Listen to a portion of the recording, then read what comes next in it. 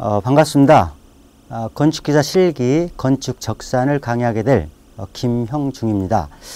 11년 구조과목이 추가된 관계로 11년부터 13년도까지 최근 출제했던 문제를 분석해보고 나머지 최근 출제 경향에 맞추어서 목차를 통해서 관연도 문제를 쭉 분석한 다음에 본 강의를 들어가도록 하겠습니다. 어쨌든 11년도 구조과목 추가로 인해서 최소 2점에서 최대 13점이 이렇게 출제되고 있는 경향입니다.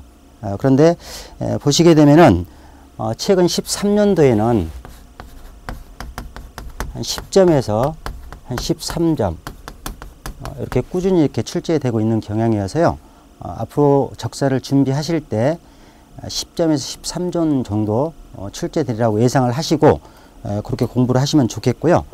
10점에서 13점이 출제가 된다고 하더라도 크게 이제 종합적산하고 단일 문제 이렇게 출제되는 것을 경향을 살펴보면 한 2점에서 5점 이 정도가 단일 문제로 출제가 되고 있고요. 그 다음에 6점에서 9점 요게 이제 종합적산 문제로 이렇게 출제가 되고 있습니다. 그래서 제가 이제 교재 구성이나 앞으로 강의를 드릴 때 단표 문제 같은 경우, 단일 문제 같은 경우는 2점에서 5점짜리 정도 쭉 강의를 하게 될 거고 종합적산 이 강의 문제에서는 한 6점에서 9점 이 정도의 문제를 쭉 이렇게 강의를 드릴 건데요.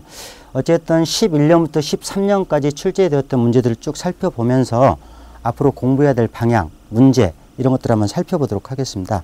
자, 보실까요? 현재 지금 11년도에 출제되었던 문제입니다.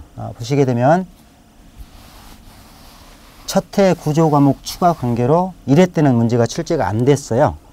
그래서 적산을 포기를 해야 되느냐 뭐 이런 식으로 농담 반 진담 반 하신 분도 계셨는데 2회 때는 4점이 출제가 됐네요.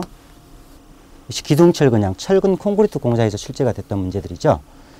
그 다음에 11년 3회 때 종합적산 성격으로서 옥상 시트 방수 면적 구하라고 되어 있고, 그 다음에 누름 콘크리트량 구하라고 되어 있고, 그 다음에 옥상 난간 누름 벽돌량 해서 6점이 출제가 됐었죠. 각 2점씩 보시면 될 것 같아요. 그 다음에 3장 토공사에서 토량을 구하라는 문제 출제가 됐었죠. 3점짜리였죠. 도합 합해서 9점짜리가 이렇게 출제가 됐었습니다. 조금 빈도가 높아졌네요. 자, 12년도에 보시게 되면 역시 1회 때부터 이제 빠지지 않고 출제가 됐었는데 1회 때 보시게 되면 비계면적 산출 해서 2장에서 나왔습니다. 4점 출제되고 말았죠. 자, 2회 때도 벽돌량, 벽돌 면적 산출해서 4점 출제되고 말았죠. 그 다음에 이제 3회 때 보시게 되면 철골량 구하라는 게 2점이 출제됐고, 그 다음에 3장 토공사에서 터파기량, 차량 운반 대수, 성터 다짐 표고 해서 9점짜리가 출제가 됐습니다. 해서 11점으로 점수 분포가 조금 높아지는 이 경향이었습니다. 그 다음에 13년도 걸 한번 볼까요? 13년도 걸 보게 되면 이제 바로 전년도 건데요. 1회 때 보시게 되면 벽돌량하고 미장면적 구하라는 종합적산 성격의 문제가 9점짜리로 출제가 됐었고요. 그다음에 불도저, 작업시간, 토공사용 기계들이 1시간에 얼마만큼의 흙을 팔 수 있는가 라는 것을 구해봐라는 문제가 4점이 출제가 되어서 도합 1회 때 13점이 출제가 됐습니다. 2회 때 보게 되면 비계면적 산출 4점짜리 출제가 됐었고요. 강판 소요량, 스크랩 양 해서 4점짜리. 그 다음에 적산하고 견적의 뜻. 이런 문제들은 기존 출제되었던 문제라고 보는데 적산과 견적의 뜻은 새롭게 출제된 문제였고요. 강의 내용 중에 이미 알 수 있었던 내용이지만 어찌됐든 새롭게 출제된 문제로서 4점 해서 도합 12점이 출제가 됐습니다. 그 다음에 13년도 마지막 3회 시험이죠. 벽돌량하고 벽돌 쌓기한 사춘 몰탈량이 4점짜리가 출제됐고, 그 다음에 종합적산 성격으로서 온통기초가 출제가 됐습니다. 반복 출제된 문제인데 기존 관연도 문제를 그대로 출제하지 않고 수치를 약간 변형을 해서 터파기량하고 대매우기량, 잔토처리량 해서 9점, 각기 3점이라고 보시면 되겠네요. 어찌됐든 9점과 4점에서 13점 이렇게 출제가 됐어요.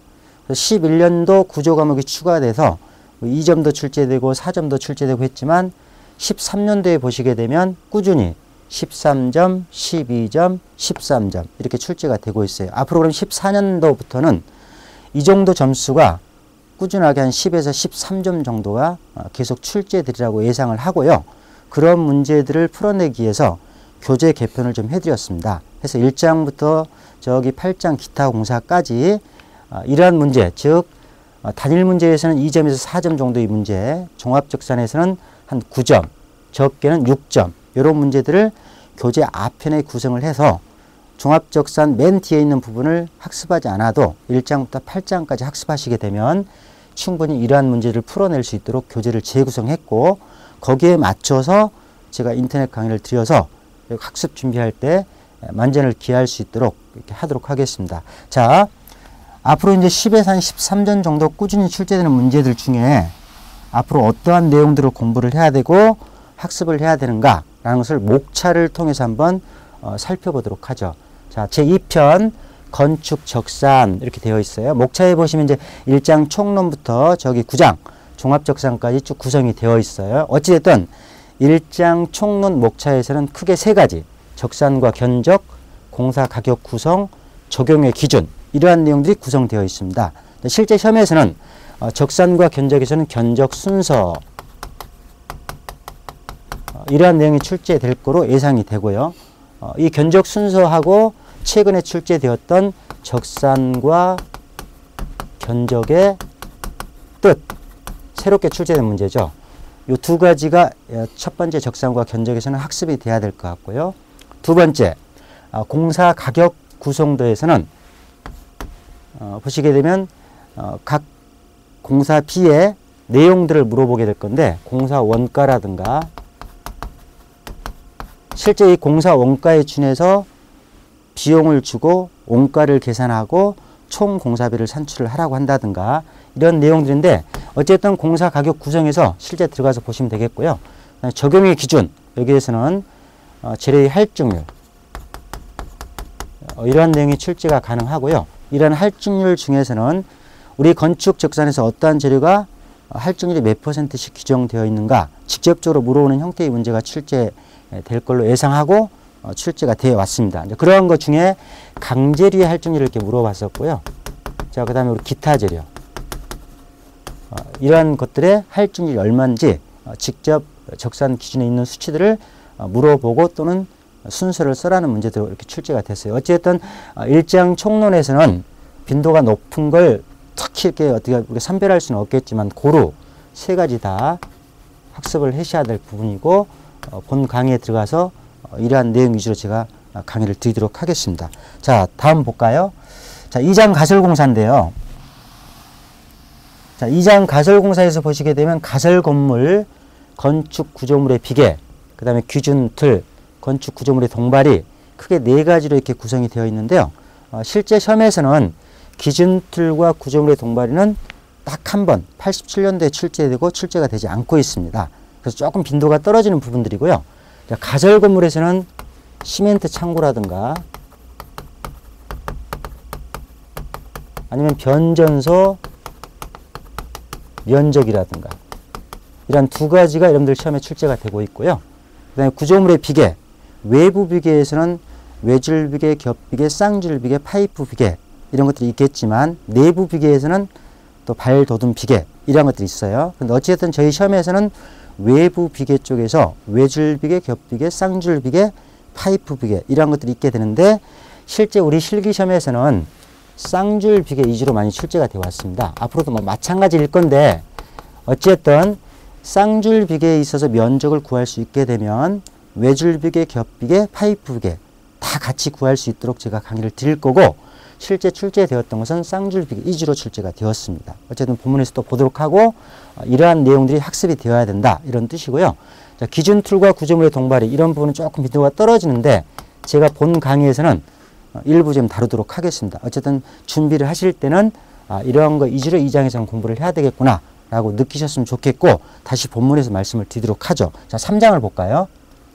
자, 3장에서 공부하셔야 될 부분 자, 크게 교재에는 두 가지로 구성이 되어 있습니다. 터파기 또는 기초파기라고 하죠. 그 다음에 토공사용 건설 기계 두 가지로 구성이 되어 있는데 터파기, 기초파기에서는 우리가 크게 세 가지가 출제가 되고 있어요. 첫 번째 독립기초, 자, 그 다음에 두 번째 줄기초죠. 자, 세 번째 원통기초입니다. 자, 11년 이전까지는 저희가 줄기초 부분이 상당히 출제 빈도가 높았다라고 볼 수 있어요. 그런데 아까 서두에 말씀을 드렸다시피 2점짜리, 5점짜리 종합적산이라고 하더라도 6점, 9점, 10점 내에 문제가 출제되다 보니까 줄기초 문제가 조금 구하라는 양이 많죠. 그래서 점수를 10점 내로 주기는 조금 문제가 버겁다, 이렇게 판단을 하신 것 같아요. 그래서 독립기초나 원통기초가 출제되어 왔던 것이 독립기초는 한 6점짜리 정도, 원통기초는 한 9점짜리 정도, 10점 내짜리 문제를 출제하기 용이하다 보니까 11년 이후에는 독립기초나 원통기초 쪽에 조금 출제 빈도가 더 높았다, 이렇게 볼 수 있을 것 같아요.